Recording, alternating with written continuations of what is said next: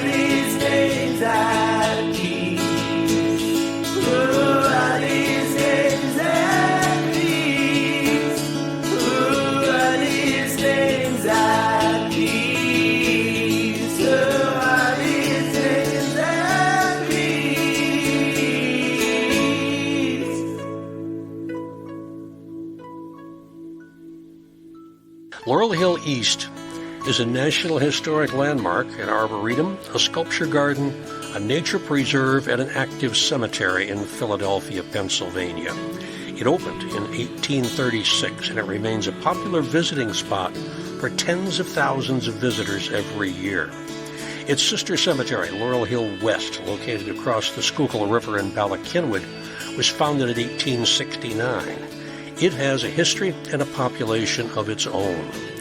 I am Joe Lex, retired professor of emergency medicine at Temple University in Philadelphia, volunteer tour guide at Laurel Hill East and Laurel Hill West, and volunteer podcaster. You don't have to live in Philadelphia for very long before you discover it's a hotbed for golf. With dozens of courses in and around the city, it's a good game for men and women alike. Laurel Hill is the final resting place of many American golf pioneers. Ida Dixon was the first woman golf course architect in the country. Hugh Wilson and Charles Thomas were two of the 6 architects who made up what is called the Philadelphia School. The two of them helped build 4 of the top-ranked courses in the country. Charles Baily met his final fate on the 4th green of Merion East Cricket Club. Plus, you'll learn about cleeks and condors, heroic holes and featheries, Randolph Scott, Queen of Scots, and a golf hole called the Mae West, among other things. Even if you're not a golfer, there are things for you to learn on today's All Bones Considered Laurel Hill Stories, suited to a T, golf course pioneers.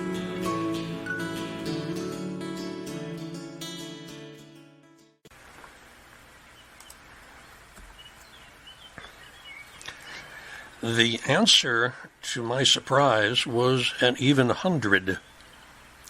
I asked Bing AI, how many golf courses are located within 20 miles of Philadelphia City Hall? That was the answer that came back. 8 golf courses in the city, 5 of them municipal. Among the other 92 are 22 public, 13 municipal, and 55 private courses. I drilled down. How many golf courses in Bucks County? Answer, 11. Delaware County, 15. How about Chester County? 30. Montgomery County, 58. Camden County across the Delaware, 13. They are literally everywhere, many hiding in plain sight. I randomly searched around the Philadelphia area on Google Earth, and it seemed like there was a golf course every 3 or 4 grids. I've lived 3 or 4 blocks from a golf course since 1989.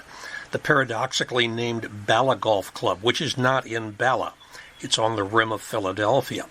That's okay, though, because Philadelphia Country Club is in Gladwin. It's about 5 miles from the city limit. Anyway, if Bing AI and I did our math right, there are 135 golf courses in Philadelphia and its collar counties. According to Golf Magazine, the #1 golf course in the country is Pine Valley in New Jersey, almost exactly 20 miles from City Hall. Hugh Wilson, interred at Laurel Hill West, helped design 4 of its holes. Ranked number 8 is Merion East. That was completely designed by Hugh Wilson. Number 10 is Los Angeles North, designed by Laurel Hill East resident George C. Thomas, Jr. He also designed Riviera, number 14, and Bel Air, which somehow missed the cut of the top 100. It's one of the 6 classic golf clubs in Los Angeles. And the ubiquitous Frederick Winslow Taylor, who finished 4th in the golf competition at the 1900 Summer Olympics, spent years working on the grass for putting greens, which is used at Pine Valley to this day. So Laurel Hill residents are completely or partially responsible for 4 of the top 14 golf courses in the country. Games like golf have been played in Europe since the Middle Ages, but the game that involves a club, a ball, and a hole in the ground developed over several centuries in Scotland, which all golfers now recognize as their mecca. The earliest playing fields were on the Scottish links land, sandy deposits along the seacoast left over centuries by the receding ocean and wind. Linksland, from the Old English word hlink, H-L-I-N-C, was not suitable for agriculture, but it was ideal for using a stick to skitter a small round object across the ground toward a target. Links is now often used as a generic term for any golf course. Let's hit the links. But a links is only one of several types of courses. There's also a parkland course, which is inland with lots of trees and lush grass. A heath course, found mostly in the British Isles. There the ground is covered in gorse and heather. A sandbelt course, found mostly in Australia. A championship or stadium course, which is built on a large scale. It's designed to attract tournaments, both large and small. They have enough room to allow easy movement of large crowds. And the par 3 course, which some people refer to as golf light. Linksland is in a northern latitude where summer daylight hours extend from 3 a.m. to 11 p.m. So the courses would also be used by people other than the leisure class. Golf was an early democratic tradition in Scotland. The earliest Scottish links were strictly designed by nature. A typical links had high windswept sand dunes and hollows where grass grew, predominantly bent grass with a little fescue mixed in. It was sufficient to support a leather-bound, feather-stuffed golf ball, known as a feathery. The terrain of linksland dictated the route that a player would follow. A golfer who batted his feathery about a links aimed for the playable sward and avoided the dunes and the prickly gorse. There were no trees or ponds, so hazards were what nature had dictated. Ground grazed bare by cattle and sheep, burrows of small animals that collapsed into pits, shifting sands altered by water and winds. There were no tees or fairways as such, or even putting greens. Sometimes a rabbit hole was used as the target. And it became customary to start the drive to the next hole from less than a club's length from the prior hole. In other words, people would drive from the green. Man was little involved in sculpting or maintaining the links. It was all nature's doing. There was no set number of holes. Golfers would wander out as far as they could play, then turn around and play their way back in. Sometimes they played as few as 5 holes, other times as many as 22. The gold standard St. Andrews, which has existed since about 1414, was the original links. Playable areas of grass were bordered by thick patches of heather, and most of the sand bunkers were hidden from a player's view until he went searching for his ball. The outline of the hole routing resembled a shepherd's crook. There were 12 putting surfaces. 10 of them served on both the outward trek and the return. The other 2 were used only once. So a round of golf at St. Andrews consisted of 22 holes, 11 out to the furthest point and 11 back. In the middle of the 18th century, man started to get involved in configuring golf courses. It was sometime in the 1700s that putting greens came into being, although separate tees didn't exist until after 1875. In 1764, the Society of St. Andrews Golfers decided their first 4 holes weren't challenging enough, so they were consolidated into 2 long holes. This eliminated 2 greens and 4 holes. Now each hole was played twice around, and it reduced a game at St. Andrews to the now familiar 18 holes. An old wives' tale provides another explanation. A bottle of Scotch whiskey contains about 800 milliliters, roughly a fifth of a gallon. That's why it's called a fifth.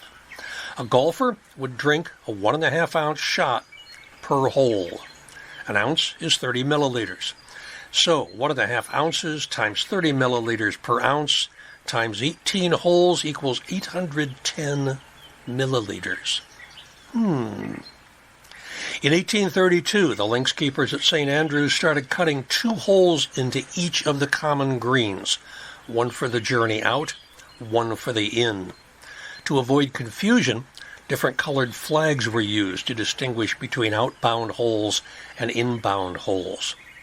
The flags were especially helpful when St. Andrews alternated clockwise with counterclockwise to minimize wear and tear on the course. Golfers, of course, also used them to gauge wind conditions so close to the shore. In 1834, King William V recognized the St. Andrews links to be royal and ancient, and it became the official home of golf. Man started manipulating the things on the course. The fairways, shared by outbound and inbound golfers alike, were widened from 40 yards to 100 yards. The shared putting greens were also widened and eventually separated. When the St. Andrews 17th green was rebuilt, an architect had his hand in it. He added artificial hazards to that section of the course. The philosophy of the game changed. Until now, every player had to contend with every hazard, but a wider fairway, he could now take a longer and safer course to avoid bunkers and ponds and other dangers. The bold, accurate player could overcome the hazards and maybe shave a few strokes off his score, while the not-so-bold, not-so-accurate player can still make his way about the course safely, but suffer a higher score for his caution.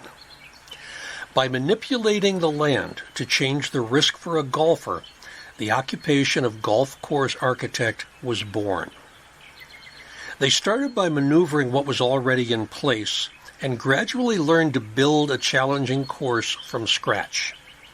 They quickly learned that a 9-hole course required at least 40 acres. Add 10 acres to that for a clubhouse and access, and double it to at least 100 acres for an 18-hole course. They discovered that orienting a course with holes lying in an east-west direction led to unpleasant play because of sun in the golfer's eyes. Gently rolling topography was preferred over pronounced dips and rises. A running creek was preferred over a pond. For one thing, it would limit mosquito breeding grounds, and a golfer could usually recover his ball more easily. Architects started thinking of holes in terms that sound like Greek epics. A strategic hole, it's all about options. A player has many ways to attack the hole, but there is no clear-set best route. There's often a safe way to play the hole, but it will usually be the longest or the least likely path to a low score. These holes start to feel like puzzles, and figuring out the best way to play them can depend on the day, the wind conditions. The player must always keep thinking on a strategic hole. A penal hole requires a compulsory carry over hazards with no alternate routes. The hallmark sign of a penal hole is that a player must hit a shot accurately. There's no chance at recovery for a miss. For example, a hole where the green is on an island and there's no strip of land that leads to it. Your ball is either on the green or in the water. A heroic hole is a blend of strategic and penal. A player is given the option to absorb risk for a greater reward. Imagine a hole that wraps around water. The further you are willing to carry the water, the shorter your approach shot. You can try to carry a shot over a lot of water, be a hero, or you can play it safe, away from the water. Heroic holes often bait players into trying a challenging shot and then penalize them sharply. But there's still lots of strategy to these holes. There are different paths, all with different amounts of risk. Purists refused to call newer courses links, so they invented new terms to describe inland and, by implication, inferior golf courses. The first term was green, which led to derivatives like greenkeeper, green fee, green committee. Later, golfing course became popular, and finally, golf course. I mentioned the feathery earlier as the ball that was used. Feathery goes back to ancient handball games of royalty and royal princesses. Sports such as track or wrestling were almost exclusively male, as they had an obvious training function in a world of physical prowess and military leadership. Leisure sports, such as handball or its derivatives, tennis and golf, were the prerogative of people who had leisure, such as royal princesses. In 1567, Mary, Queen of Scots, was accused by her enemies of playing golf at Seton Hall only a few days after the murder of her husband, Lord Darnley, in which they said she was implicated. She practiced archery and tennis, which women usually played with the assistance of a servant, so golf is not out of the question. A feathery. A feathery was made from 3 pieces of partially sewn leather stuffed with wet feathers or down, and then sewn shut. As the feathers dried, they expanded. As the leather dried, it shrank. Afterwards, the balls were painted white for protection and so that they could be found. An average ball maker would make 2 to 3 balls a day, but an expert ball maker could make 50 to 60 featheries in a week. In 1844, with an apprentice, Alan Robertson made 2,456 feathery golf balls. A top-quality feathery would sell for 5 shillings, or a crown, or 60 pence, though all of those are a 20th of a pound. But that 5 shillings is more than $20 per ball in today's currency. It could carry a surprising distance. Glasgow golfer John Gibson hit 5 featheries, an average distance of 193 yards, ranging from 182 to 201 yards. Because of their cost, golfers often hired a 4-caddy or someone to stand on the fairway to keep an eye out for the ball. Before he struck the ball, the golfer would shout, "4 caddy," which was eventually shortened to just 4. Caddy, by the way, was the Scottish term for an all-purpose porter or errand boy. The feathery was eventually replaced by the gutty, which was molded out of gutta percha. The traditional story of its creation says that in 1843, a divinity student named Robert Adams Patterson of St. Andrews received a package from Singapore with a statue of the god Vishnu. For protection, it was packed in gutta percha, a dried gum resin from the Malaysian sapodilla tree. Patterson tried heating and molding it to make golf balls, but his early experiments were not successful. After he graduated and emigrated to America, his brother continued his work to create an acceptable prototype golf ball, which he stamped Patterson's Composite, patented. Starting in 1848, gutties started to replace featheries. Gutta percha was also used in canes and walking sticks. History buffs will recall that in 1856, United States Representative Preston Brooks used a gutta percha cane as a weapon in his attack on Senator Charles Sumner on the floor of the Senate. The first gutties were smooth, But golfers soon noticed that the ball went longer and straighter after it had acquired some nicks and blemishes, so they began to intentionally damage the surface, scuff up the ball. A saddle maker in St. Andrews used his tools to create regular grooves in a new ball, which was now called a bramble because of its resemblance to bramble fruit. The initial reception to the gutty was mixed. It was not demonstrably better than a feathery, but it cost a lot less, and it lasted a lot longer. The cost of a gutty was 1 shilling, much cheaper than a feathery, and it was a main factor in bringing golf to the masses. Eventually, gutties were good enough and popular enough to replace the featheries, and a new era of golf was born. The gutty lasted until about 1900. In 1898, Coburn Haskell of Cleveland, Ohio, drove to nearby Akron, Ohio for a golf date with Bertram Work, superintendent of the B.F. Goodrich Company. While he waited in the plant for Work, Haskell picked up some rubber thread and he wound it into a ball, which he bounced. It almost hit the ceiling. Work suggested Haskell put a cover on his creation, and soon the rubber Haskell golf ball overtook the gutty and led the way to wound rubber balls. The now familiar dimple pattern was added a few years later. What about the clubs? In the earliest days of golf, a set of clubs consisted of long noses for driving, fairway clubs or grassed drivers for medium range, spoons for short shots, niblicks used like wedges, and a putting cleek, a club with virtually no angle in the head. They were made of wood. The shafts were ash or hazel, and the heads were made from tougher fruit wood like apple, holly, and beech or pear. The club head was connected to the shaft with a splint and then bound with a leather strap. Wooden clubs were expensive due to the time and effort that went into making them, and they were prone to break. Now, around 1750, the first club heads made of iron emerged from local blacksmith shops. They were used for niblicks or wedges. A niblick, derived from the Dutch word for little nose, is now called 9-iron.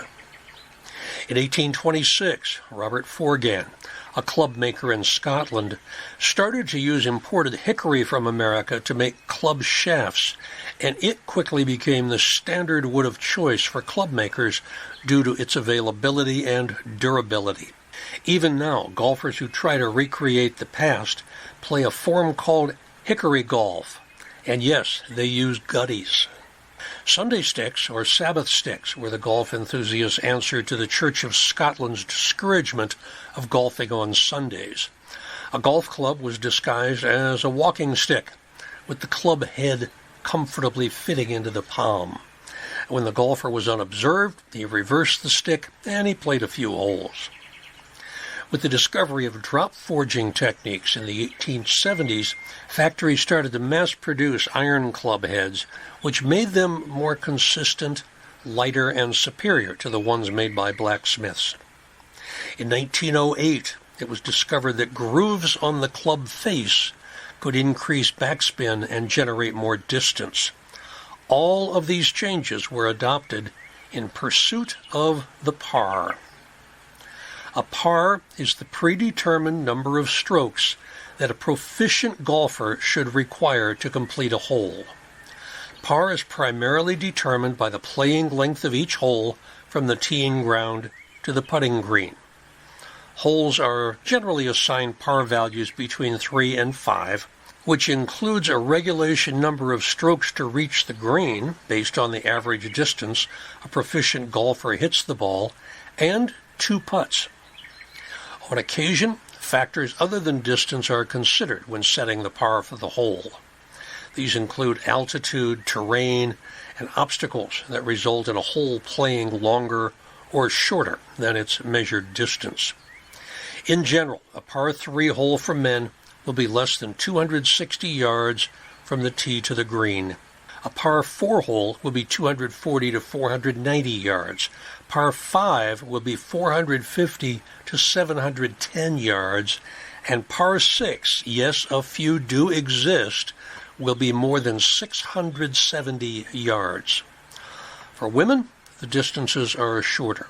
A score of one stroke more than par for a hole is known as a bogey.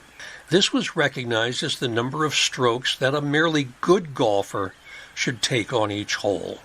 It first came to use in England in about 1890, based on the phrase bogeyman and a popular music hall song, Here Comes the Bogeyman. Players competed against Colonel Bogey, an imaginary player who scored a predetermined number of strokes on each hole. The winner of the competition was the player who had the best match play score against Colonel Bogey. The term gave the title to a 1914 British marching tune, Colonel Bogey March, which you can almost certainly whistle.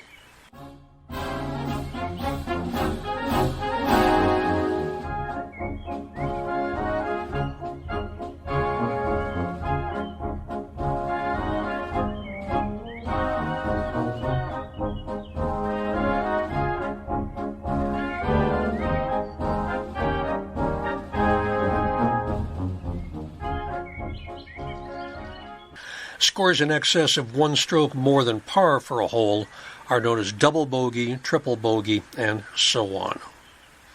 A hole score of one stroke less than par is known as a birdie. This expression was coined in 1899 at the Atlantic City Country Club in Northfield, New Jersey.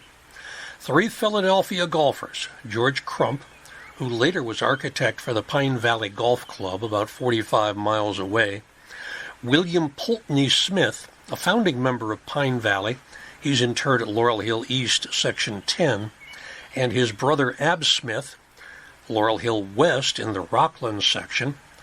They were playing together when Crump hit his second shot only inches from the cup on a par 4 hole after his first shot had struck a bird in flight. Simultaneously, the Smith brothers exclaimed that Crump's shot was a bird. Crump's short putt left him 1 under par for the hole, and from that day the 3 of them referred to such a score as a birdie. Soon, other golfers called a score of 2 under par an eagle, such as shooting a 2 on a par 4. The rare 3 under par, sometimes called a double eagle, but it's more properly known as an albatross. The familiar march under the double eagle was composed in 1893 by J.F. Wagner, or I should say Wagner, an Austrian military music composer, and not John Philip Sousa, as many people assume, or at least as I assumed. The title of the march is a reference to the double eagle in the coat of arms of Austria-Hungary, and it has nothing to do with golf or the slang term for a $20 gold piece.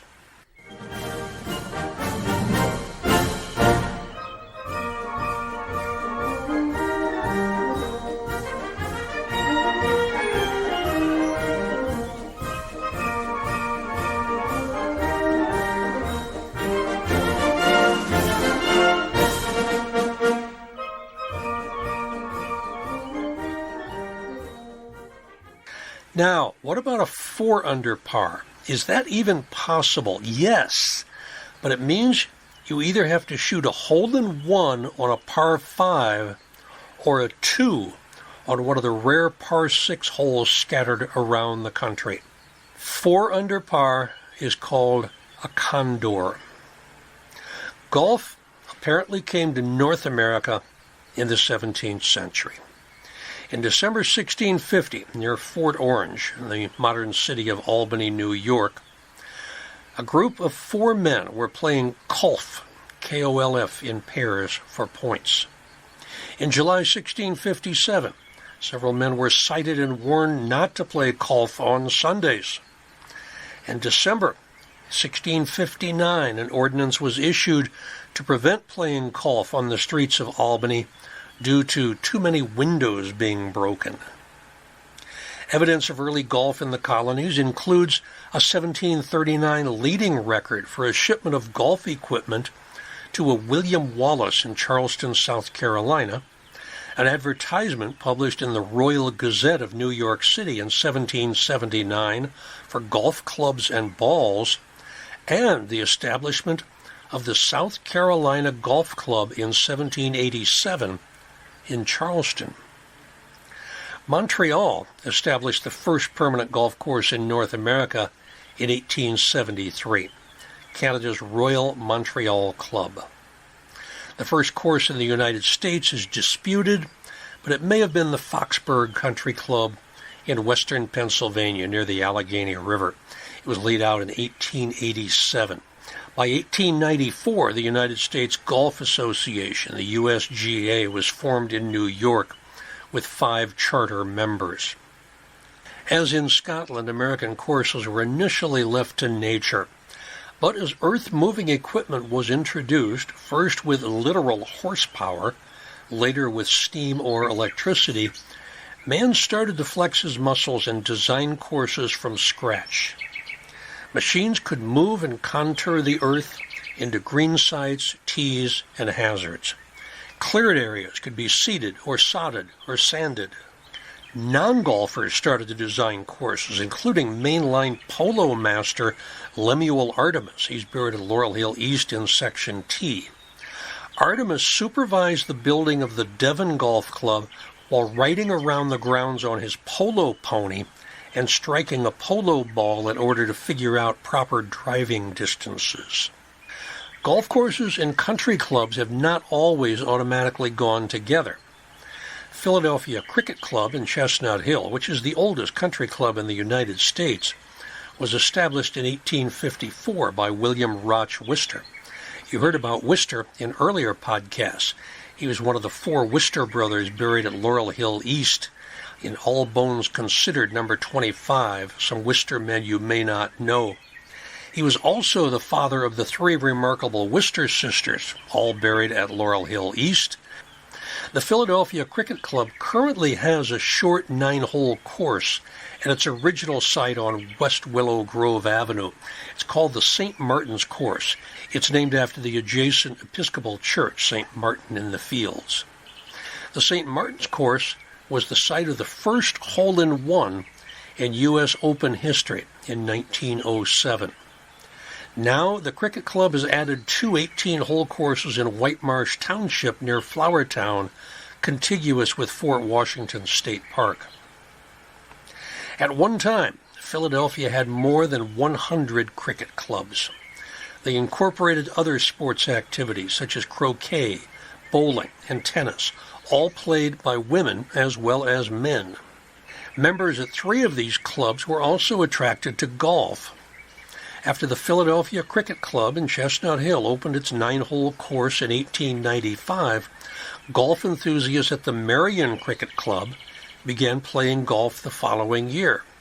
And the Aronimink Golf Club, established in 1900, later relocated to Newtown Square in Delaware County, grew out of the Belmont Cricket Club in southwest Philadelphia.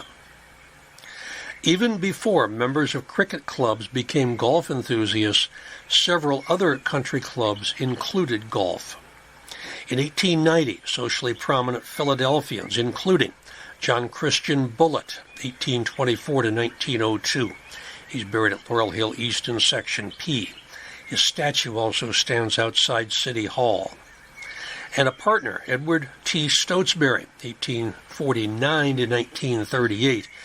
Stotesbury was the owner of the massive White Marsh Hall in Springfield Township. They founded the first non-cricket-centered country club in the area, the Philadelphia Country Club, which was established in 1890 on City Avenue. Liveried coachmen met trains from Center City to bring members to the club. The Philadelphia Country Club purchased Steinberg, which was the former country estate of Dr. George H. During.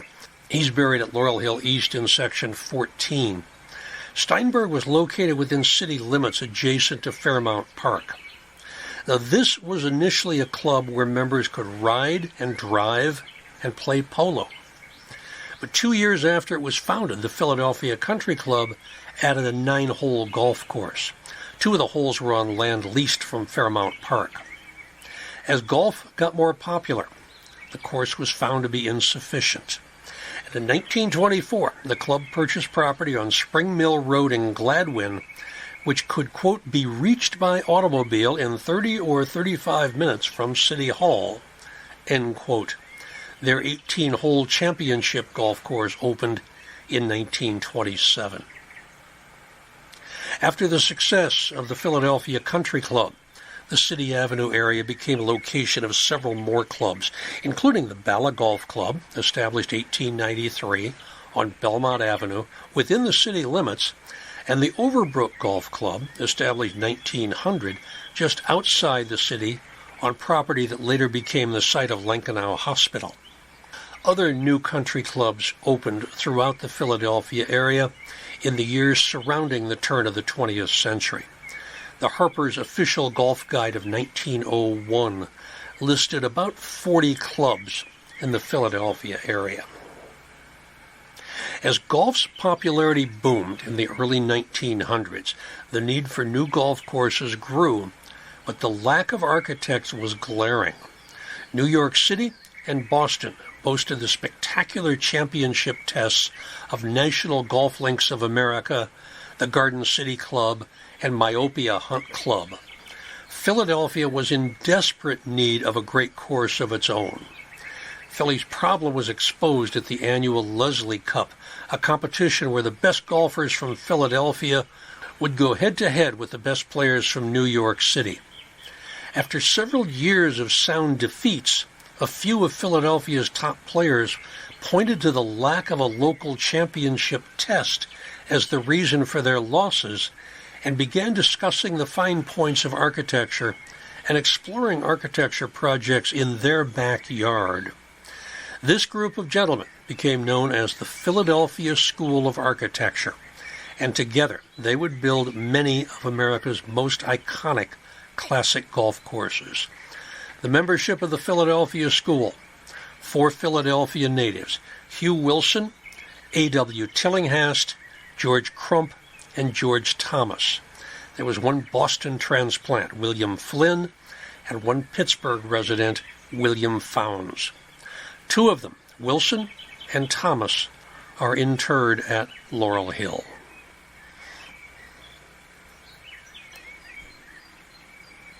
When Laurel Hill Cemetery was founded in 1836, it was on a 32-acre plot that had been the country seat of merchant Joseph Sims from 1797 to 1824, complete with a porticoed Georgian mansion and several outbuildings. He called his property along Ridge Pike Laurel Hill. Between 1824 and 1836, Laurel Hill changed hands several times. For instance, in 1834, Reverend Jeremiah Kiley began operating Laurel Hill College, a Catholic boys' school on the property. I've related a lot of this early history of the cemetery in All Bones Considered #1. When the new cemetery owners put out requests for bids for an architect, it was assumed that one of Philadelphia's eminent architects, either William Strickland or Thomas Ustick Walter, would land the job. And much to the surprise of most people, especially William Strickland, the job went to Scottish immigrant John Notman. If those names sound familiar, Strickland was architect for the magnificent Merchants Exchange on Walnut Street and the recently in the news Second Bank of the United States. He has a cenotaph, or an empty grave, at Laurel Hill in Section D. It's very close to the gatehouse. He is interred in the wall of the Tennessee State Capitol building. That was his final project in Nashville. That's where he died. Thomas Ustick Walter is interred under a totally illegible marble stone in Section G. He designed the dome of the Capitol building in Washington, D.C.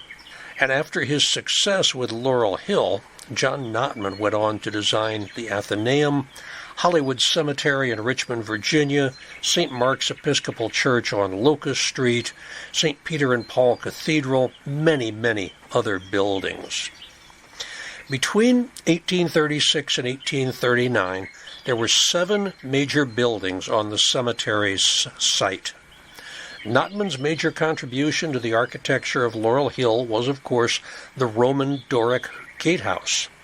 But he also built a one-story stone chapel, rectangular, one room colorfully lit from the east by a stained glass window. The chapel only lasted a few years. Cemetery managers saw that most people preferred religious services at their own church, even if the burial was at Laurel Hill. Before the cemetery purchased the land which is now known as South, it was quickly running out of room. It didn't take much calculation to realize that the land under the chapel was more valuable as burial plots than as a location for a mostly empty chapel, and so the building was razed. This section, now available for burials, retained its original name, Chapel, and soon those plots sold also. Now, I've talked about some people buried in the chapel section. Gas Addicts is there, the crooked utilities millionaire, even though his grave is unmarked. Christine Wetherill Stevenson, the founder of the Hollywood Bowl, the heiress to the Wetherill paint fortune, and a few others. There are other people in the chapel section I know I want to talk about eventually, including the Trenwith brothers with their lifelike bas-relief portraits on their obelisks, Board of Education bigwig and school namesake Simon Gratz, and probably others. But the topic this month is golf. So I'm going to tell you about Ida E. Dixon. As I already mentioned, women have been attracted to the links since the days of Queen Mary. Toward the middle of the 19th century, there was a caddy's putting green beside the 17th hole at St. Andrews, but women golfers began using it and displaced the caddies. In 1855, Mrs. Wolfe Murray, daughter of distinguished golfer John White Melville, was seen regularly playing the links at St. Andrews with two clubs. In 1867, before they'd been granted playing rights at the old course, a group of ladies began to play over the ground that has become the St. Andrews Ladies Putting Club. The next year, in 1868, the North Devon Ladies Club conducted its first medal competition at Westward Ho in southeast London, accompanied by gentlemen caddies resplendent in scarlet uniforms. In 1870, a 6-hole ladies course was laid out at Perth, Scotland. It's located north of Balhousie Castle. And on 25 August 1873, the Carnoustie Ladies Golf Club was formed and is now considered the oldest independent ladies golf club in the world.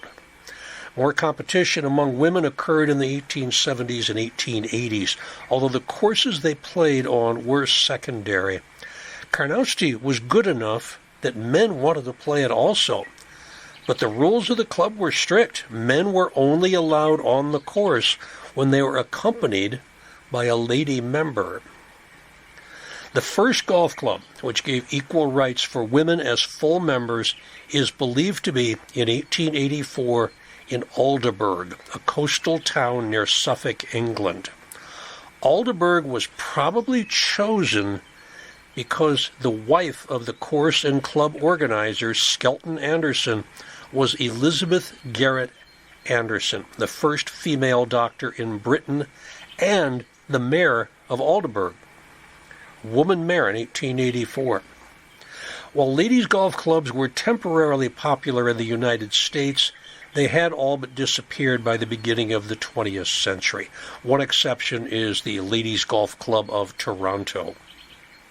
Now, in early days of the sport, people wore their normal clothes, though 18th and 19th century male golfers did wear brightly colored jackets to warn passers-by of the dangers of flying golf balls. Victorian golf dress for women, complete with crinolines, bustles, and multiple petticoats, was somewhat constricting, and it gave women little opportunity for a free swing, which undoubtedly influenced the type of golf or putting that women enjoyed. Edwardian fashions which followed were no more accommodating, although most of the younger women golfers favored a simple straw boater, white blouse, and a long black skirt. The impressive millinery of the day, which was de rigueur, was held in place by sturdy hat pins that had golf motifs. Skirt bands were worn to prevent the wind from blowing their skirts around. There were skirts with straps that could adjust the height, and gloves were always worn. Women's golf dress at this time made it look like they were more likely to go on an expeditionary force than a leisure activity. By early 20th century, many women were wearing the same oversized flat caps as the men, and shortly afterwards, showing ankles became acceptable. It was earlier in America than it was in Britain, but this greatly relieved the muddy skirt problem.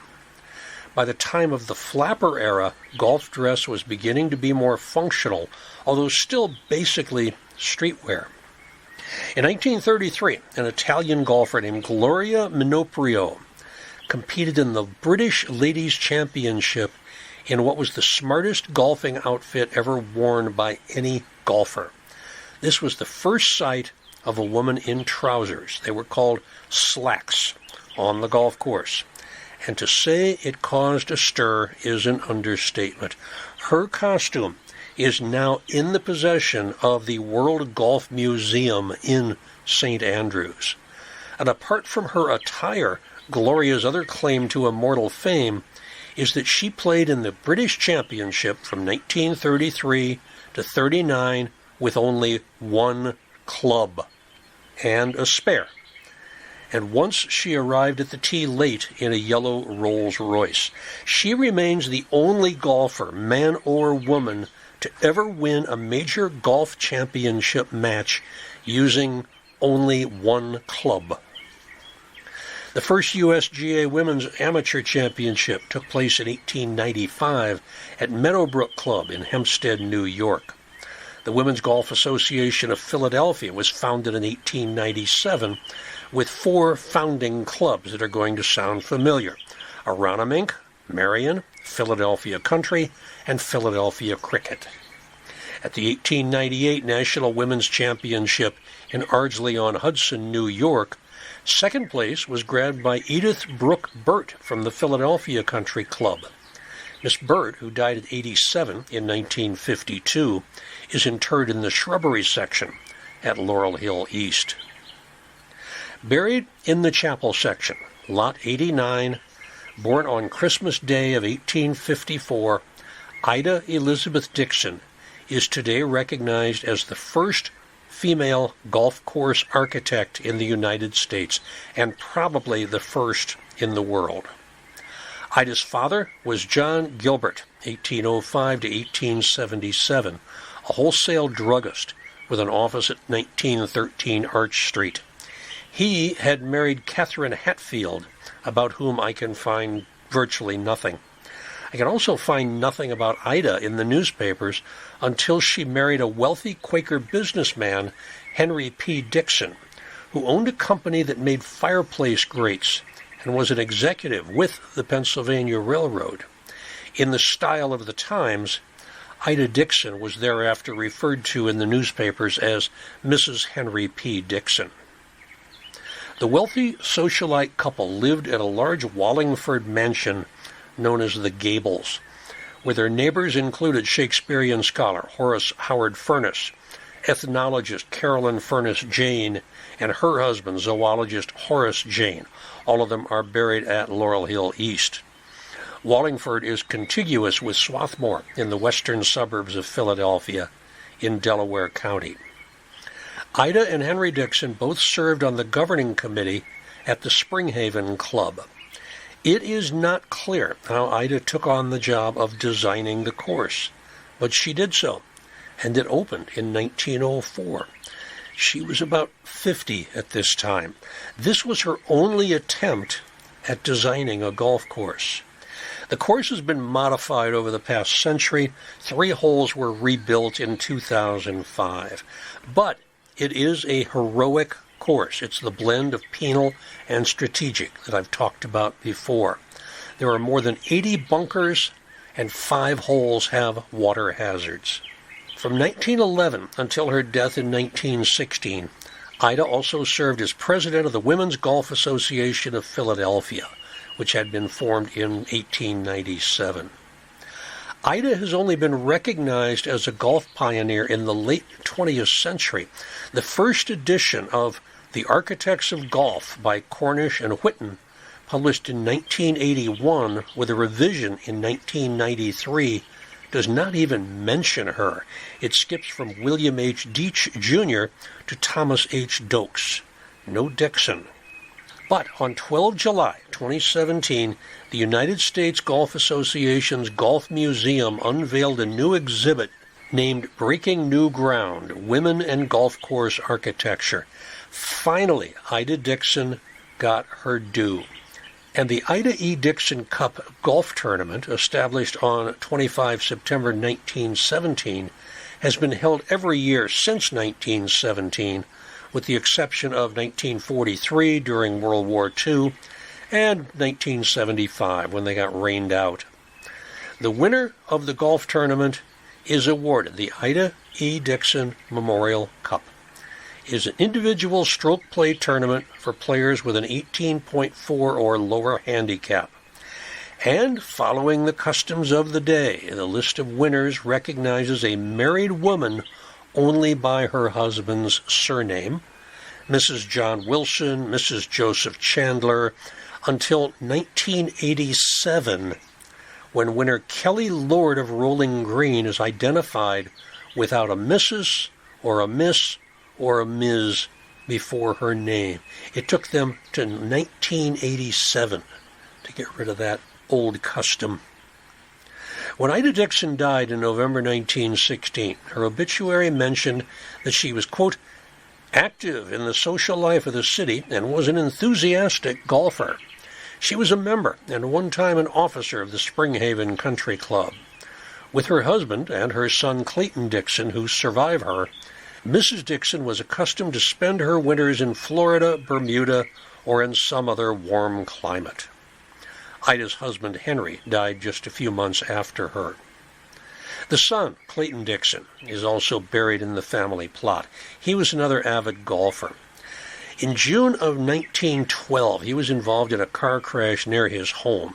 He missed a turn, he crashed into a fence, and then he was thrown out of the car over the fence, suffered a broken neck and multiple broken ribs, although there was apparently no neurologic damage. Clayton, who had been born in 1880, was a graduate of the University of Pennsylvania in 1900, and he was captain of the university's first golf team and an honorary member of the Racquet Club. He was a champion golfer, skeet shooter, and yachtsman. When he died at his home at 1900 Rittenhouse in 1959, he was 78 years old. His second, third, and fourth wives are all buried in the same plot with him. But that's probably another story.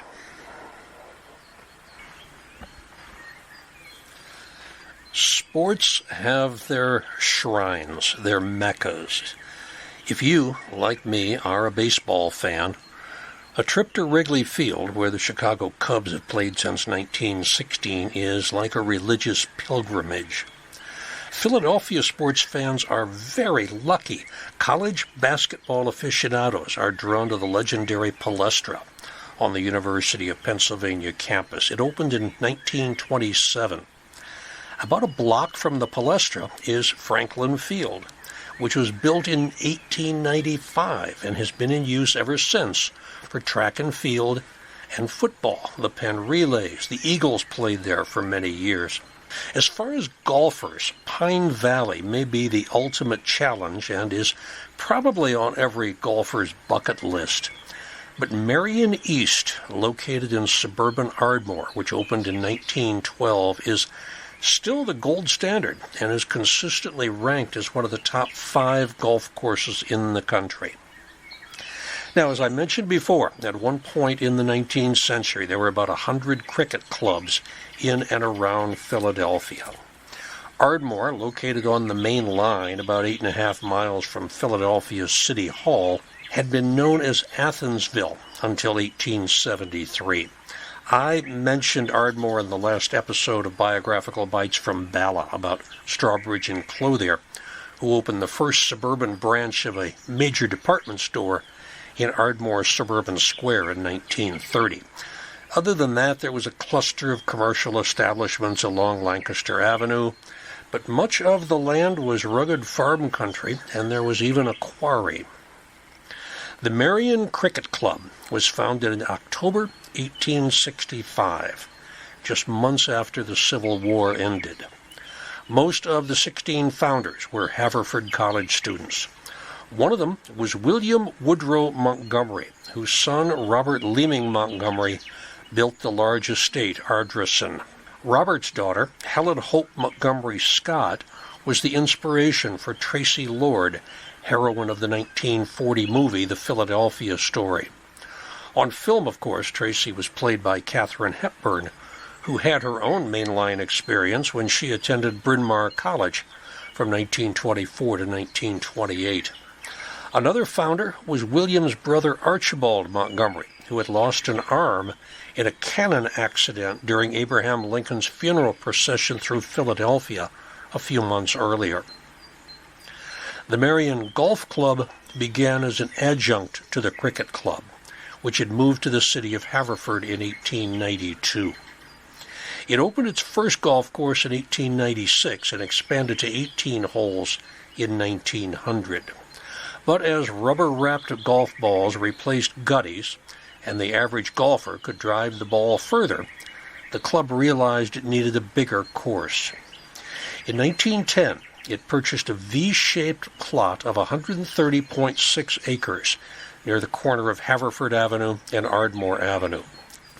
Rather than seek an established golf course architect to design the course, they hired the 32-year-old chairman of the Merion Golf Design Committee, Hugh Irvine Wilson.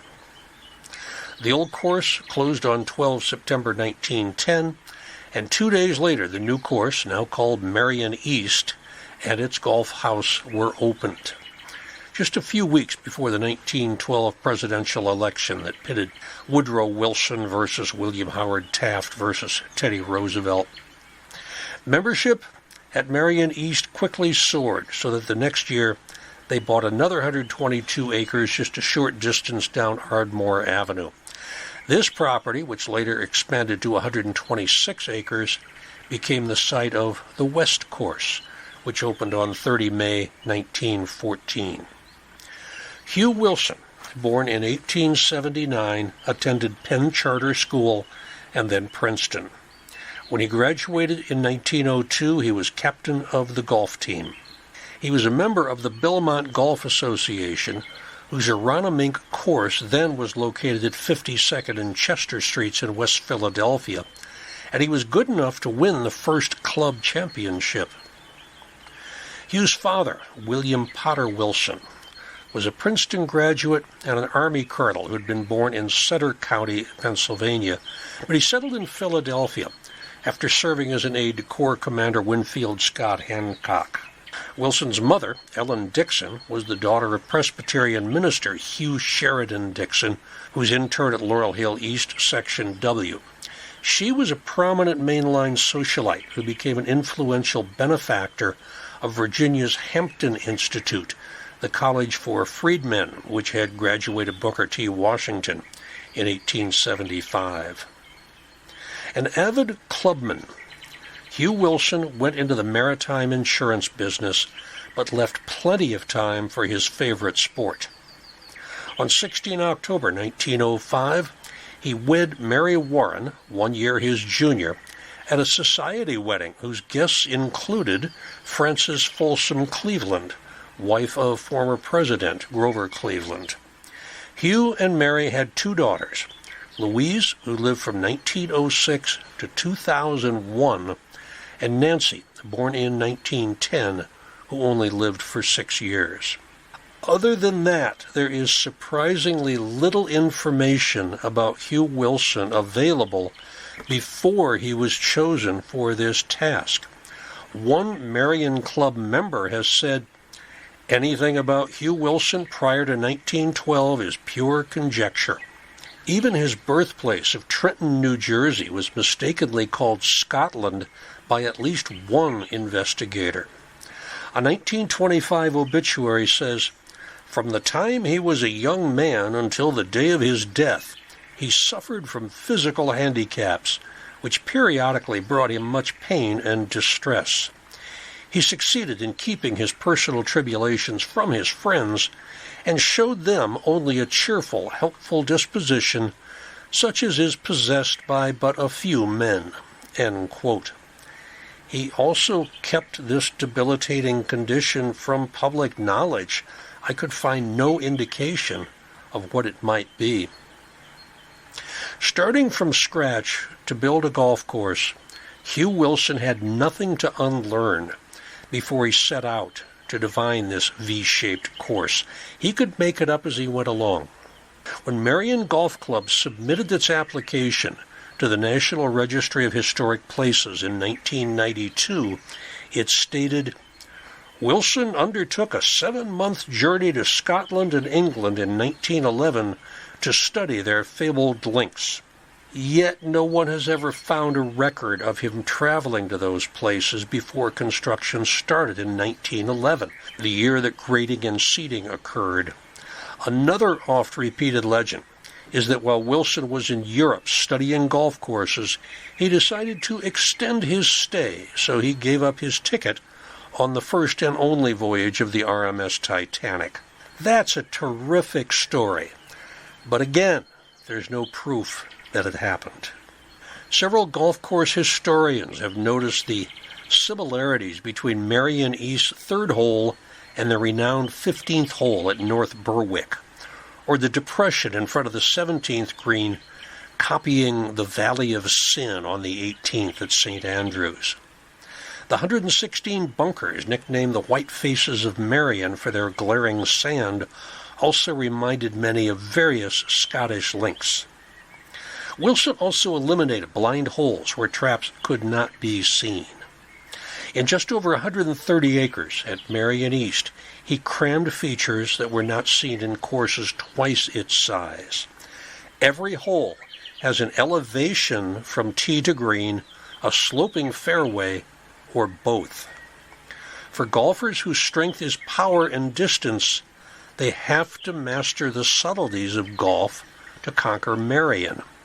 The World Atlas of Golf says that Merion is a classic example of a course that encourages attack but rewards only those with the skill to hold its fairways and strike the ball truly from them, as well as the nerve to putt greens that are as swift as ice."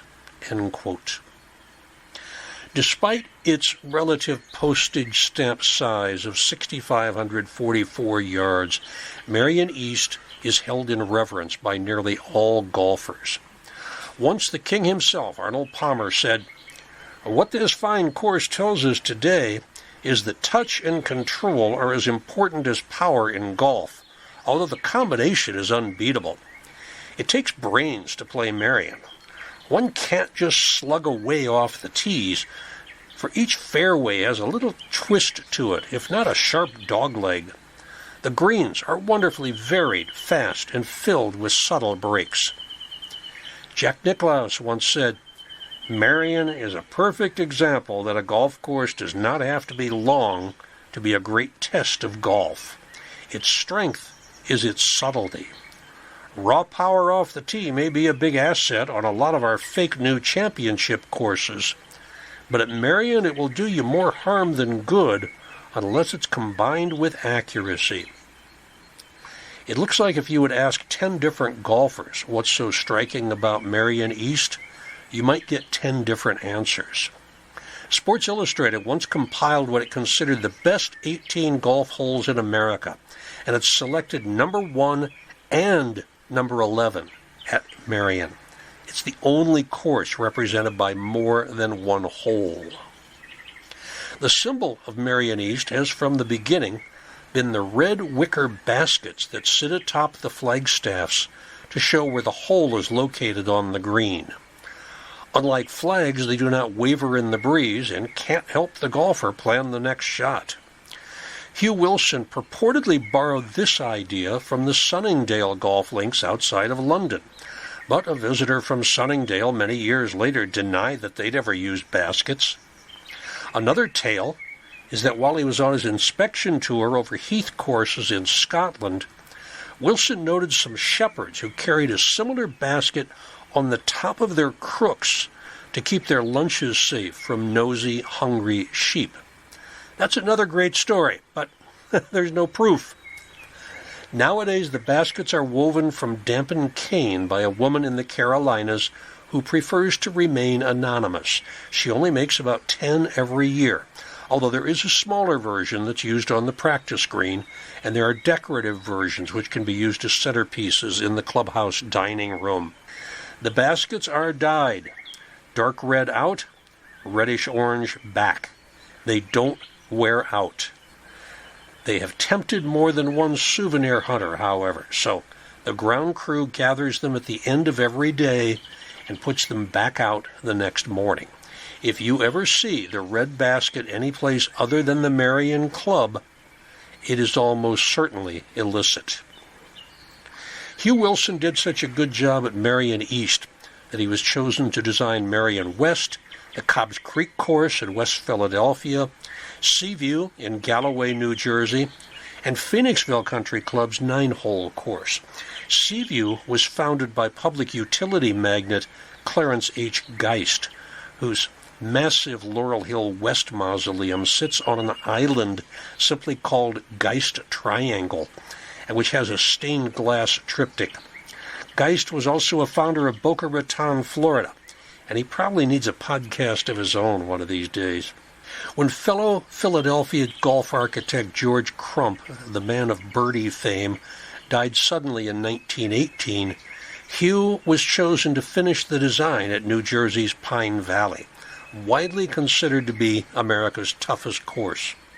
Wilson is credited with building holes 12 through 15. Pine Valley, by the way, lacks fairways, roughs, and chipping surfaces, and is essentially an 184-acre bunker where nearly any stray shot spells disaster. Golfers love it. Unfortunately, Hugh Wilson did not live to claim the glory of creating what is still one of the top 10 courses in the country more than 100 years after he envisioned it, a course he called the Little Jewel. In 1925, he died of pneumonia at age 45 in his home at 705 Montgomery Avenue in Bryn Mawr. After services at the Bryn Mawr Presbyterian Church, he was buried at Laurel Hill West in the Montgomery section, not far from the bell tower. Dozens of caddies laid flowers on his grave. His gravestone is unremarkable and easily missed unless you know where to look. I do include him on the This Sporting Life tour that I give every year at Laurel Hill West, however. Merion has had 18 United States Golf Association championship tournaments, more than any other course. The first USGA men's tournament at the East Course was the 1916 U.S. Amateur. That was the first time that golf legend Bobby Jones appeared in a national championship. He was 14 years old. Jones won his first U.S. Amateur in 1924, also at Merion. In 1930, Bobby Jones had won the British Amateur, British Open, and U.S. Open, and came to Merion to try and achieve what people thought was unattainable. He cruised through the first 4 rounds of match play to the final 36-hole match against Eugene Homans on Saturday. Match play counts who wins a hole as opposed to stroke play, which tallies every shot. After the morning round, Jones was comfortably ahead by 7 holes. Word got out, and the gallery swelled to 18,000 for the afternoon round, which forced the competitors to require an escort to get to the tee and the greens. When both players parred the 11th hole, Jones was 8 holes ahead with 7 to play, and he was declared the winner. Atlanta newsman O.B. Keeler used the term Grand Slam to describe his feat, and the term has stuck. 7 weeks after the tournament, Bobby Jones retired from competitive golf at age 28. Merion East had been his final crown. There is a plaque set in a rock next to the 11th hole tee box that commemorates Jones's victory. Other U.S. amateur championships occurred in 1966, 1989, and 2005. Additional legendary happenings at Merion East.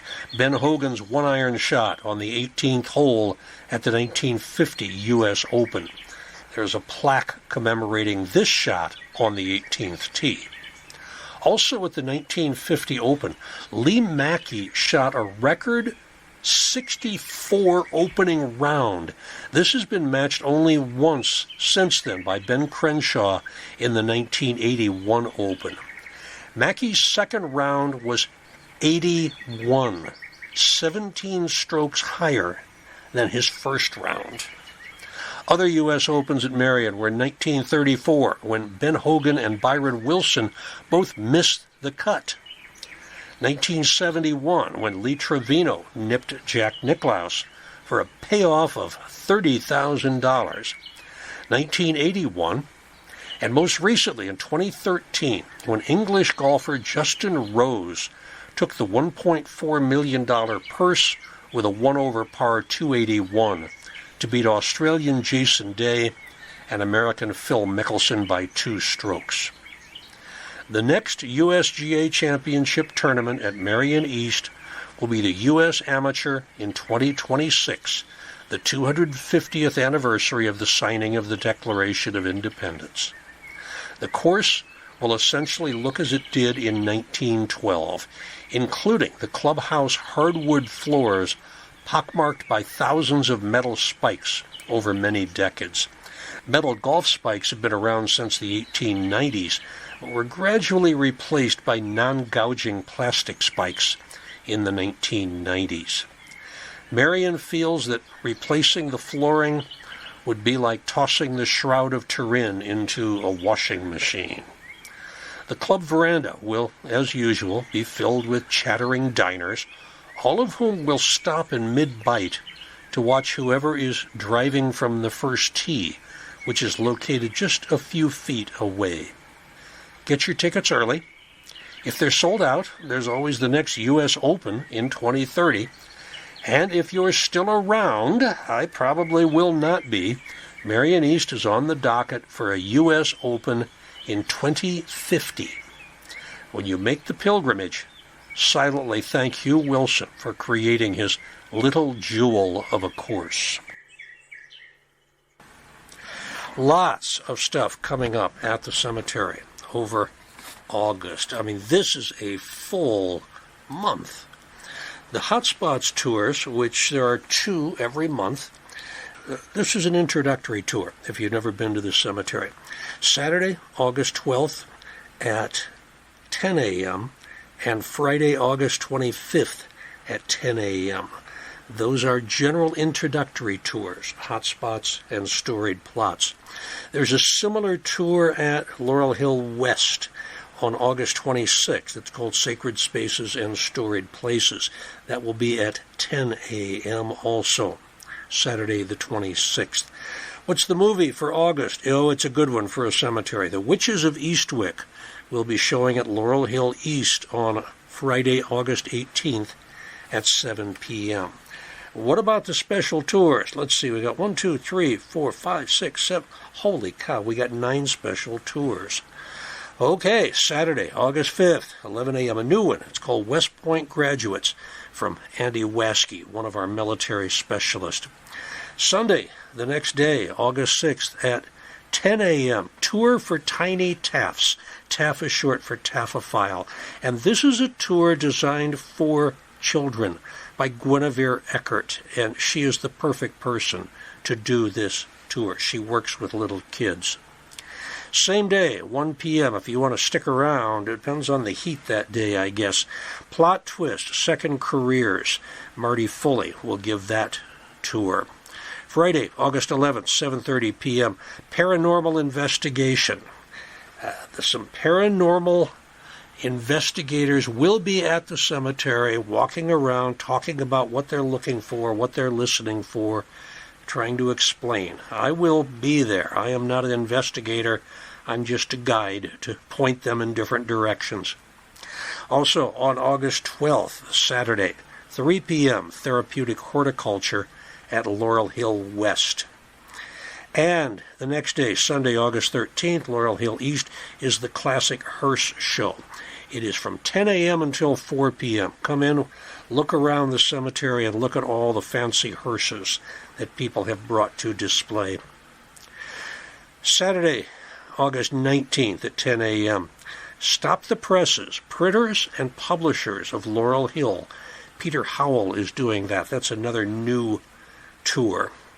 The next day, Sunday, August 20th at 10 a.m., not a new tour. It's a classic tour. It's the Heavenly Intonation Tour, Laurel Hill and Music. That is Rich Wilhelms. He's been doing that for years, and I never get tired of it. He's always got new information about musicians that are buried at Laurel Hill East. And finally, I told you there were a lot, finally on August 27th, which is Sunday, 10 a.m., unlisted, experienced guides, veteran guides, Tom and Patty Stringer, will tell you about people who are buried without a marker. And you might be able to find out from them how they find people who don't have a marker.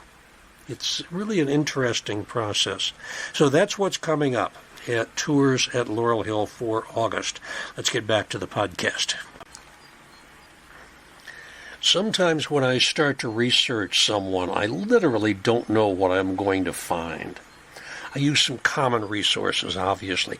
Wikipedia, newspaper.com, ancestry.com, archive.org. But then sometimes I head to the Gatehouse at Laurel Hill East, where we have a really nice, although small, library of books on Philadelphia history, some biographies of some of our dearly departed, and even books written by them. The other stop is in the vault. There's a shelf full of thick black file cases which contain hundreds of short biographies. We call them the bio boxes. And then there's the actual lot file, a manila folder crammed with burial details, maintenance records, correspondence between the cemetery supervisor and family members, and occasionally a brief newspaper obituary. Well, sometimes I strike it rich and I find a biography that's never been published, which was written by a family member. And sometimes I find other surprises. I mentioned before that the Philadelphia School of Golf Architects was 6 men who designed golf courses all over the country. When Golf Week magazine recently listed its 100 classic courses in the U.S., a staggering 27 of the top 100 were designed by these 6 men. One of them was George Clifford Thomas, Jr., also known as the Captain, 1873-1932. He primarily made his name designing courses in California, but he was a Philadelphian through and through. George's father, George Sr., 1839-1909, was a banker, and a very successful one. My first surprise in the lot file was a 5-page typed biography by a family member that was apparently written shortly after his death more than 110 years ago. After George graduated from Episcopal Academy, he joined a financial firm with J. Cook. You may remember that throughout the Civil War, the great financial operations of the government were conducted by this firm, which lent the U.S. government hundreds of millions of dollars, and George was one of its active partners. J. Cook had come to Philadelphia in 1838 and taken a job with E.W. Clark and Company, making partner status in 1842. Enoch White Clark was not only a successful financier, but he had a family that was riddled with many successes and interesting marriages. His grandson, Clarence Monroe Clark, was the first U.S. tennis doubles champion with his friend, later brother-in-law, Frederick Winslow Taylor. They are both at Laurel Hill West. I talked about them in All Bones Considered number 34, Tennis Anyone. Another grandson, Joseph Sill Clark Sr., is in the Tennis Hall of Fame in Newport. He married Kate Richmond Avery, sister-in-law to Edmund McElhenney, inventor of Tabasco sauce. McElhenney's Tabasco sauce? Son Percy Hamilton Clark married Elizabeth Roberts, daughter of George Brooke Roberts, president of the Pennsylvania Railroad. In 1930, their daughter, Mary Todhunter Clark, married future New York Governor and U.S. Vice President Nelson Rockefeller at St. Asaph's Church on Conshohocken State Road in Ballackinwood. That is quite a family of achievers. When Jay Cook's business collapsed in the Panic of 1873, George Thomas Sr. started a new business with Joseph M. Shoemaker, 1830 to 1901. His monument in Section 7 of Laurel Hill East is made of zinc, or if you prefer, white bronze. It features a weeping woman on top and a bold inscription, "Death loves a shining mark." That's a line from Night Thoughts by the 18th century British poet Edward Young. That's the same poem in which he said, "By night an atheist half believes a God." Death Loves a Shining Mark is also the title of an annual tour that we give at Laurel Hill East. George Thomas Sr.'s next partner was Anthony J. Drexel, and he found himself in the middle of virtually every large financial transaction in the city of Philadelphia. He was also a member of the firm of J.P. Morgan. I doubt that a financial pedigree could be much better. J.P. Morgan, Anthony Drexel, and Jay Cook. Needless to say, George Thomas Sr. became a wealthy man, and he retired from business in 1905 in his mid-60s. George Sr. was also a philanthropist and a collector, especially of autographs. His giving to the Episcopal Church was legendary. He once purchased 10,000 Bibles and handed them out to whichever school districts needed them. As a ravenous autograph collector, he once owned manuscript letters signed by every signer of the Declaration of Independence, plus a few from Washington and Franklin.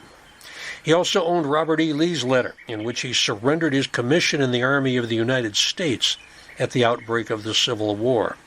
And he had a letter dated 9 August 1853, which was written by U.S. Secretary of War Jefferson Davis, in which he promoted U.S. Grant to the rank of captain. George's Chestnut Hill house was decorated with paintings from France and Holland and portraits by Sir Joshua Reynolds and James Whistler. It was into this privileged household and environment that George Clifford Thomas, Jr. was born in 1873.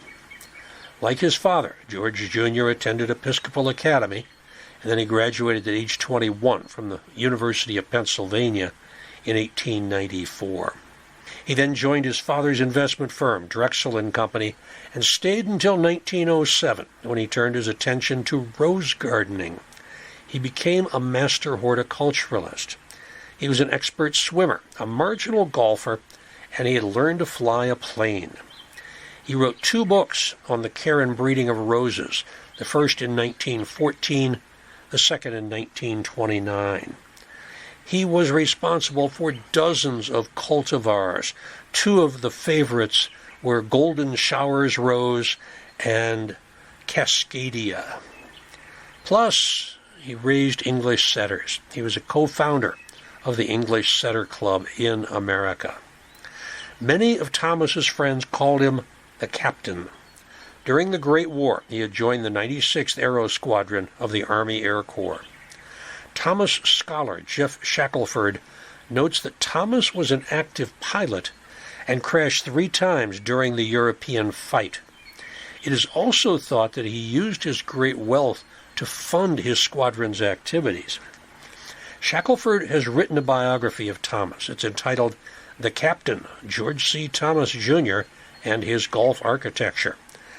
It is available from bookstores on the web, but the lowest price that I saw was $325. No local library had a copy of this book, which was published in a limited edition. I emailed Jeff Shackelford more than a week before I wrote this section, and he has not answered back. I asked him to share more details on Thomas's early life, especially his time in the military, as I could find nothing. Thomas's interest in golf involved more than playing. In 1908, he designed the Mount Airy Country Club, now called White Marsh Valley Country Club, just outside of Philadelphia. It's on his family estate. For years, the Thomas family house served as the clubhouse. The club is still there. It's contiguous with the Morris Arboretum. I will do a podcast on the Morrises eventually. They were brother and sister. And the address of the club is appropriately on Thomas Road. He also crafted two other courses. Merion, spelled Marion, in Massachusetts, and Spring Lake in New Jersey. But then he moved to Beverly Hills in 1919 to continue his rose breeding work in a better climate. But once he arrived in California, he became enamored with the possibility of building more golf courses. Thomas's first California contribution was a fabled course at La Cumbre Country Club in Santa Barbara. Now, today the club remains strong, but Thomas's course is long gone.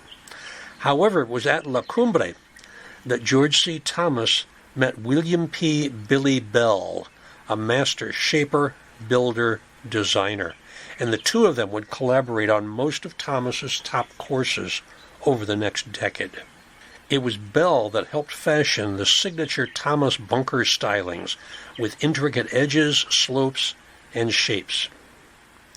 In 1926, he was presented with an almost unsolvable conundrum: acreage with ravines and creeks that they thought might support a 9-hole golf course. Thomas converted this spit of land into an 18-hole golf course for the Bel Air Country Club. The fairways descend into gorges and then climb out of them, sometimes via a tunnel. An elevator, yes, there's an elevator on the course, and there's an iconic suspension bridge at the stunning 210-yard par 3 10th hole. It calls for a carry of 150 yards across a steep canyon. If you search for photos of Bel Air, odds are they will include that bridge. Thomas also put two large mounds out in front of the 12th green, which Hollywood locals quickly dubbed Mae West. Bel Air Country Club has been a haven for Hollywood luminaries ever since it opened. It has been golf home to leading men like Humphrey Bogart, Clark Gable, Jimmy Stewart, Fred Astaire, and Spencer Tracy. An amazingly lush hillside off the 4th fairway was a backdrop in an early Tarzan movie. The star of that flick, Johnny Weissmuller, was a frequent guest at the club, and whenever he reached number 4, he had to uncork a thunderous Tarzan yell that rang throughout the course. In 1961, Richard Nixon, a dues-paying member at the time, made his lone ace on the 3rd hole. Howard Hughes, reputedly a one-handicapper, once landed a single-engine plane on the 8th fairway because he was running late for a golf date with Katharine Hepburn, who lived just off the 14th fairway. Hepburn was such an accomplished golfer that she insisted on playing from the men's tees. The club had Hughes' plane towed away and presented him with the bill. He wouldn't pay it, and instead he resigned his membership. Although it does not rank in the top 100 at present, Bel Air is one of the premier courses in California, and it's probably the friendliest of Thomas's 3 California gems. In 1927, Thomas set another benchmark with his substantial redesign of Los Angeles Country Club's North Course. LACC had been established in 1897 on a leased lot at the corner of Pico and Alvarado, 2 names familiar to any fans of the comic troupe Firesign Theater. Wilshire Boulevard was a dirt road, and Los Angeles sort of grew up around the course. Bel Air to the north, Beverly Hills to the east, Century City to the south, and Westwood and Brentwood to the west. It expanded to 18 holes in 1910. then to 36 holes. It was 1927-28 that George C. Thomas designed the new layout for the North Course. This is from a 1995 article in Sports Illustrated. The smell of old money clings to LACC like stale beer on a frat house carpet. The sprawling clubhouse is understated and comfortable. No gaudy marble here. LA is the only one of the West Side 6 that doesn't have valet parking. Of course, there's always plenty of room in the parking lot. There are some 1,500 members, but no need for tea times. There's that little play, even on the user-friendly South Course. Explains one member, the average age here is deceased. LACC had a reputation of rejecting actors. Bing Crosby built a house on the course, and he was still rejected for membership. Matinee idol Randolph Scott once approached the club about membership, and he was told there's not any room for an actor. Scott pleaded unsuccessfully, "Haven't you seen any of my movies?" It also had the history of rejecting tournament play, although it did host the Los Angeles Open in 1926, 34, 35, 36, and 40. The first USGA major tournament at LACC North was June of 2023. This is also the first U.S. Open to be played in Los Angeles since the Riviera Country Club hosted the tournament in 1948. American golfer Wyndham Clark won the $3.6 million purse with a 10-under par 270. The 1948 winner, Ben Hogan, finished 8 under par, and he took home $2,000. It was in 1927 that George Thomas wrote his classic tome, Golf Architecture in America, Its Strategy and Construction. This book became the Bible of golf course architecture. It bursts with idea after statement after proclamation on every design and maintenance issue imaginable, from an acceptable number of par threes, 5 is fine, to his disdain for penal bunkering that disproportionately favors the long hitter, to his dislike of long par 5s, and high grass. Scenery, strategy, balance, and variety are paramount.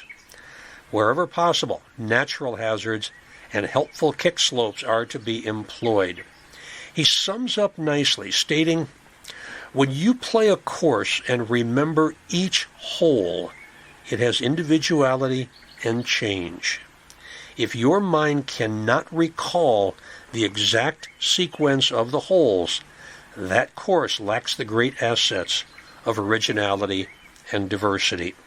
The third George Thomas Jr. California course on everybody's must-play list is Riviera, which Thomas built in 1927 for the Los Angeles Athletic Club, not the country club, the athletic club.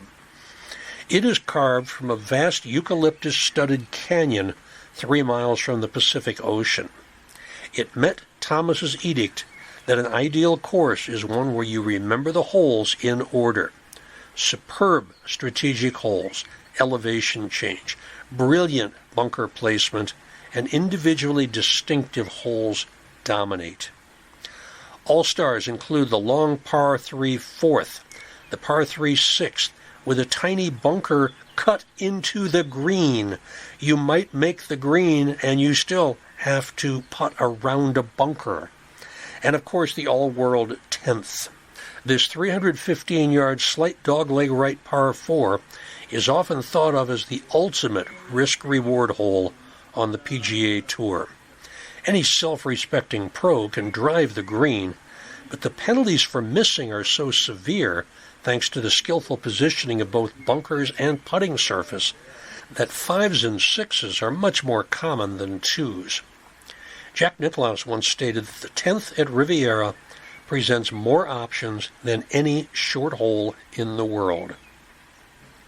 The Riviera has hosted the 1948 U.S. Open, 1983 and 1995 PGA Championship, 1998 U.S. Senior Open, and the 2017 U.S. Amateur. In 1992, as a high school sophomore from Cyprus in neighboring Orange County, Tiger Woods played his very first PGA Tour event on a sponsor's exemption as an amateur at Riviera. He shot 72-75. He missed the cut by 6 strokes. Tiger has never won a sanctioned tournament at the Riviera. But then again, neither did Jack Nicklaus. Riviera is also the course where O.J. Simpson played most of his golf. Like Hugh Wilson, George Thomas never took a penny for designing a golf course. He did it for the love of the game. Thomas is also revered in Catalina and Mexico for his big game fishing exploits. Game fishing became a passion in the late 20s when he would spend days on the water. Quote, always elegantly attired in +4s, hat, vest, he and his pilot, Captain Farnsworth, set records, stated his great-granddaughter. A record marlin catch in Avalon, 9/20/1929, was achieved on an all-linen line in 9 hours and 5 minutes. Thomas wrote his Game Fish of the Pacific, Southern Californian and Mexican, with great illustrations and advice for catching tuna, swordfish, marlin, giant bass, etc. Zane Grey was most appreciative, suggesting to Ernest Hemingway that Thomas's book was a great read. In 1901, Thomas married Edna Ridge in Philadelphia. They had 2 children, George Clifford III and Josephine. In 1932, a heart attack at 58 took this great designer, author, creator, and sportsman of exceptional talents. His body was shipped back to Philadelphia to rest at Laurel Hill East in Section J. Now here's the other surprise that I got from the lot file. It was a receipt from the studios of Louis Comfort Tiffany for ledger stones for the captain and his family. If you go see his grave, remember that those beautiful stones were carved by Louis Tiffany and Company. And finally, in 2008, George Thomas was posthumously inducted into the Southern California Golf Association's Hall of Fame.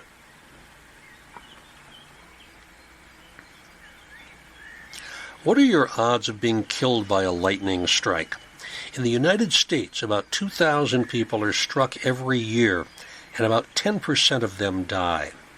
This is quite a bit more than shark attacks, and it's actually the second most common cause of death by nature, after floods. In 2016, The Sun, a British tabloid, printed a story about a heavy machine operator in South Carolina who'd been struck by lightning 11 times. I have only found 2 people at Laurel Hill killed by lightning. There was a third, a teenage girl. Her name was Alice Hayt, H-A-Y-T. In 1922, after a major thunderstorm, she went searching for her cat, and she was found dead with her cat a few feet away from her. Her cause of death was purportedly electrocution after contact with a downed electrical wire, but I also wonder if that might have been a lightning strike. Our most recent lightning victim was a 21-year-old college student from Rosemont named Daniel Caesar. He was hiking in the Grand Canyon with 3 college friends from Rice University in 1993. And he was struck by lightning and he died on the spot. Daniel was a graduate of Shipley School. His tombstone is in the South Lawn section of Laurel Hill West and has an engraving of a guitar and a staff of music on it. But since the topic of this podcast is golf, I will tell you of Charles F. Baily, as reported in the Philadelphia Evening Bulletin on 26 July 1933. Lightning killed 2 men in the Mainline District yesterday afternoon when a heavy thunder shower swept over the city and suburbs, causing numerous floods of streets and cellars and breaking the grip of a 4-day heat wave. Charles Frederick Baily, 31, of Hidden Inn, Haverford, an oil company official and well-known golfer, was struck by a bolt on the 4th green of the East Course of Merion Cricket Club and was killed. 3 physicians who were playing the same course administered artificial respiration on the green, but were unable to resuscitate him. The second lightning victim was Oscar Brown, 47, of Wynwood Road, Ardmore. Mr. Brown was employed as a gravedigger at the Lutheran cemetery near his home. His body was discovered following the storm by 2 girls, Miss Margaret L. Dunn and Miss Emma Wolfe, both of Sutton Road, Ardmore, saw the body beside a hedge in the cemetery and notified police. Mr. Baily, who was socially prominent, was playing golf with Thomas R. Holm, son of Thomas W. Holm, a vice president of the Pennsylvania Railroad. Mr. Holm had putted and stepped back to the edge of the green to allow Mr. Baily to putt. The sky was overcast, but no rain had fallen. There was a terrific clap of thunder, and both players, as well as their caddies, were knocked down.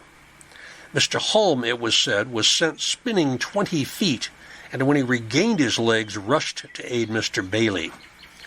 The caddies called Dr. Donald McFarlane, Dr. J.C. Birdsall, and Dr. F.G. Harrison, who were a short distance away. They worked over Mr. Baily several minutes and then ordered him taken to Bryn Mawr Hospital in an ambulance. There he was placed on a respirator where he was kept more than 3 hours in an effort to revive him. Mr. Baily was one of the most popular golfers in the Philadelphia district. Although he never gained great prominence as a tournament player, he qualified for several important events during the last few years.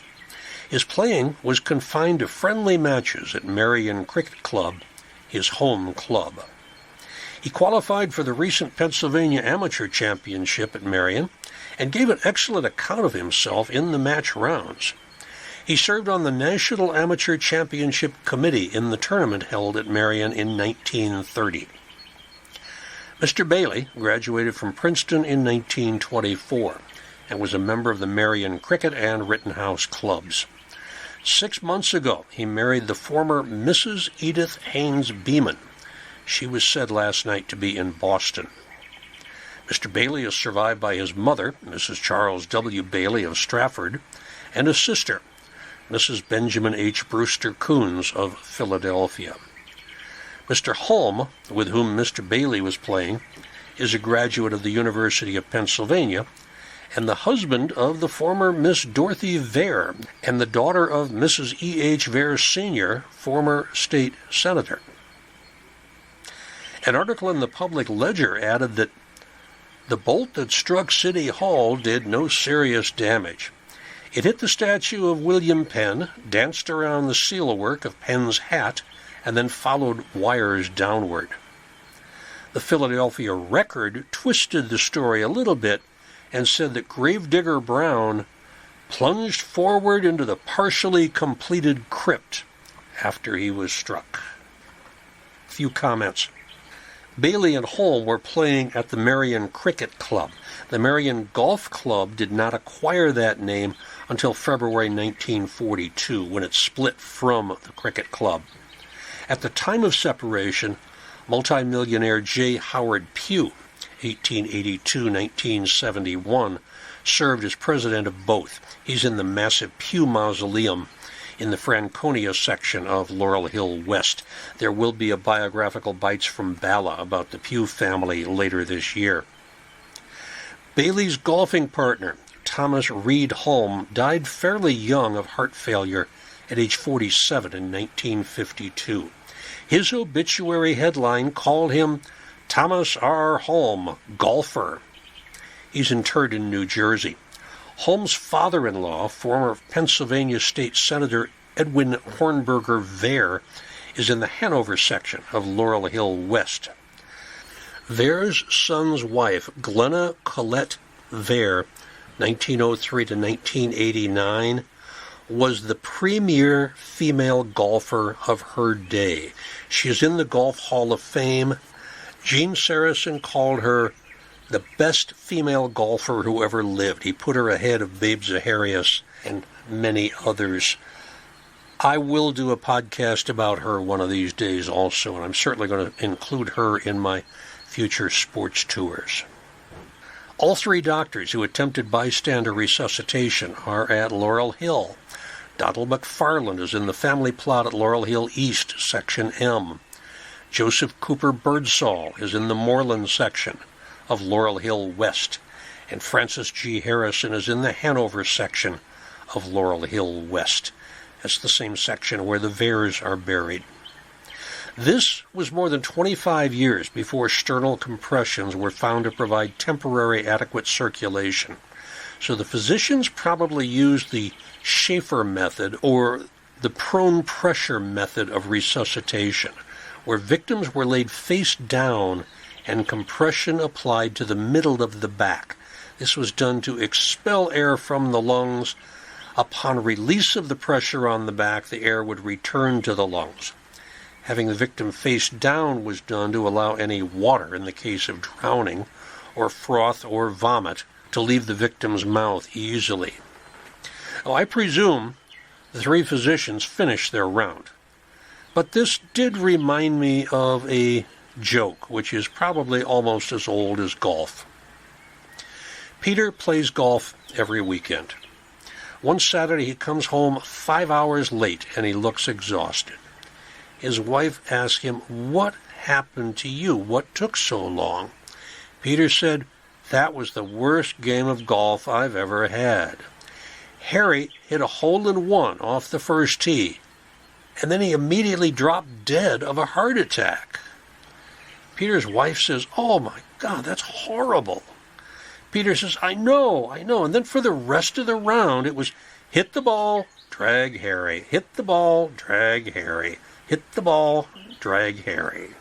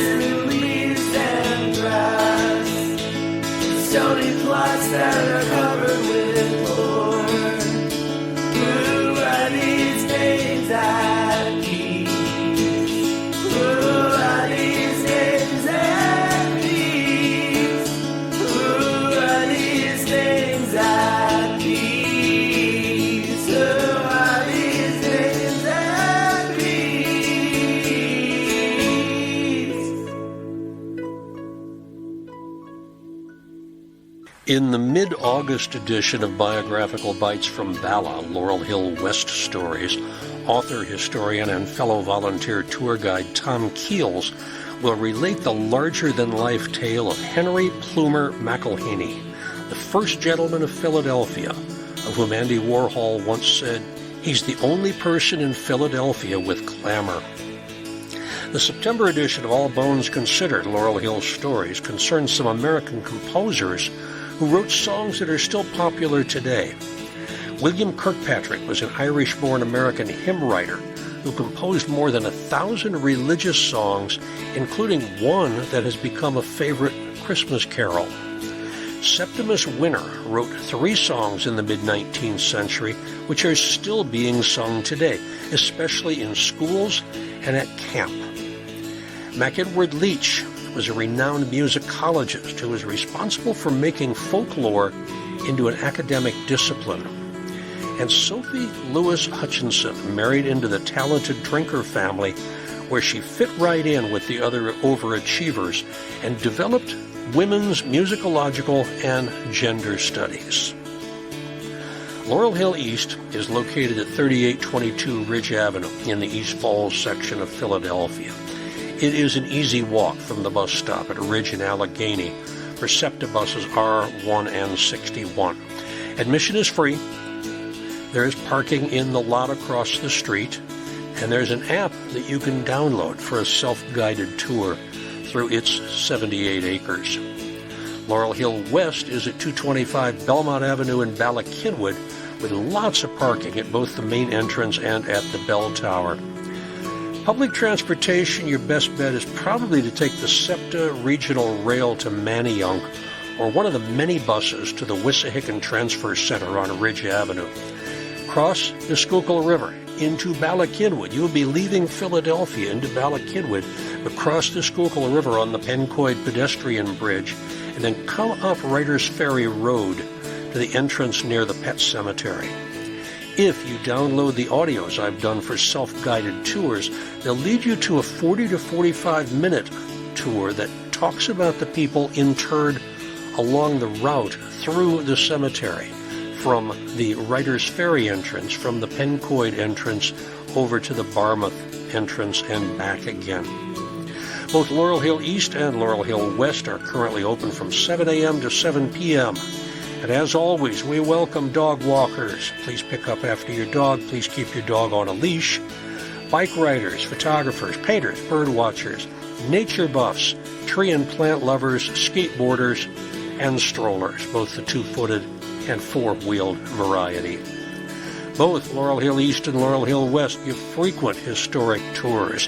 If you want to see what I told you in the middle of the program, go to laurelhillphl.com/events/calendar. If you follow us on Instagram and Facebook, you'll get a daily reminder of our inhabitants and activities. You can also follow All Bones Considered on Instagram and Facebook. Once you have fallen in love with these hotspots, become a friend of Laurel Hill, and you'll have the opportunity for several members-only special tours conducted each year, including some inside the mausoleum visits. They may be cemeteries, but they are a couple of the liveliest spots in town. And if you want to find the gift shop online, click Support at the top of the page, and the gift shop will be listed in the left-handed column. And before I forget, Gravedigger's Ball is coming up. Gravedigger's Ball is our biggest fundraiser of the year, but it is just such a joyous event. This year it's going to be at the Please Touch Museum in Fairmount Park, and I can't wait. We're going to get a personal guided tour. If you get VIP tickets, which are kind of expensive, but it's going to be worth it for you. It's on the Friday the 13th, of course, October 13th, at Please Touch Museum. But we'll get a private tour. It's going to be a lot of fun. Check it out. Go to the website. And if you find it in your heart to buy a couple of tickets, I hope to see you at the costume ball on Friday the 13th in October. Our theme song, Names at Peace, was written and performed by local artist James Harrow. All Bones Considered, Laurel Hill Stories, and biographical bites from Bala, Laurel Hill West Stories, are researched, written, narrated, and produced by me, Joe Lex, retired professor of emergency medicine at Temple University, and you can reach me through my email, joe@joelex.net.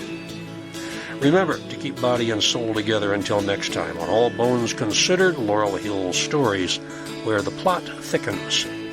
Stick around if you want to hear the references that I used for this podcast. Until the next time we meet, stay safe, stay well.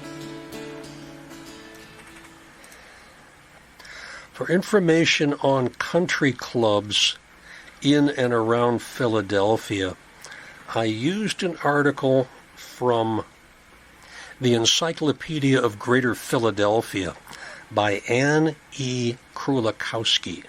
It's fairly complete. For Ida Dixon, I got an article from the U.S. Golf Association. It's called Chapter 21, Ladies of the Links, but I don't know what it's from. I don't know which book it is. I do want to acknowledge the fact that the U.S. Golf Association was kind enough to share that information with me. But that's about all I had on Ida Dixon. Now, Hugh Wilson, there's a lot of material, but a lot of it is not really true. Most of what I told you is from various newspaper articles. There really was an uptick in wanting to get information about Merion East out in 2013 when the last U.S. Open was there. And a lot of those touched on the Hugh Wilson story. There's also a book called The Architects of Golf, a survey of golf course design from its beginnings to the present, with an encyclopedic listing of golf architects and their courses. It's encyclopedic, except it doesn't even mention Ida Dixon. Anyway, that's by Jeffrey S. Cornish and Ronald E. Whitten. It's HarperCollins Publishing, 1981. The edition I have was updated in 1993. I do understand that the latest edition of this has a section on Ida Dixon. George Clifford Thomas, again, it was several newspaper articles, plus, as I say, that 5-page biography that I found in the file at Laurel Hill East on his father, on George Clifford Thomas. I got some information from that about George Jr. Unfortunately, I could not get my hands on what is probably the definitive work about him, The Captain, by Jeff Shackelford. There was, however, an article called Captain Fantastic, Architect George C. Thomas Jr. that was written by Joe Passoff, P-A-S-S-O-V, from 2018, Fore magazine, F-O-R-E magazine. Much of the information about the history of golf more than 100 years ago came from a Scottish website on the history of golf that walked me through a lot of that.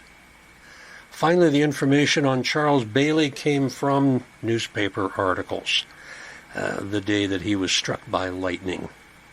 It was interesting to compare 3 different articles, though, because each reporter had his or her own interpretation of what happened, and one of them overly dramatized by having one of the people struck by lightning fall into the open grave that he was in the middle of digging. I doubt that really happened.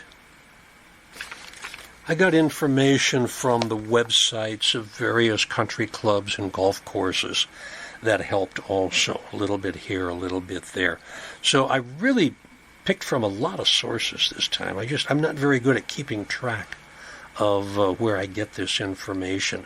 Because when I see something really good, I just get it down on paper and move on. Anyway, that's pretty much a summary of what I used for this month's podcast.